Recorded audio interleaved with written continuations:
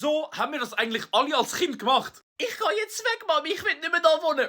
Sachen gepackt, 2 Meter raus, es war dunkel, ich habe keine Panik bekommen. Okay, komm wieder rein, Mami, es tut mir leid. Oder aber auch, wenn die Eltern mit dir zusammen sind posten und du stehst vorne bei der Kasse und plötzlich so, oh, ich muss die Milch holen. Und du siehst so, wie deine ganzen Sachen am Produkt so, oh, sie piept. Mami, wo bist du? Ich habe kein Geld. Das Kind so, Mami, hey, komm. Also ganz ehrlich, wer diesen Druck noch nie gespürt hat, ja, du hast Glück gehabt, ich sage ehrlich. Aber was auch geil war, ist, wenn man Eltern so ein bisschen abgefuckt hat während dem Autofahren. So unbewusst halt einfach. Mami, wenn sind wir dort?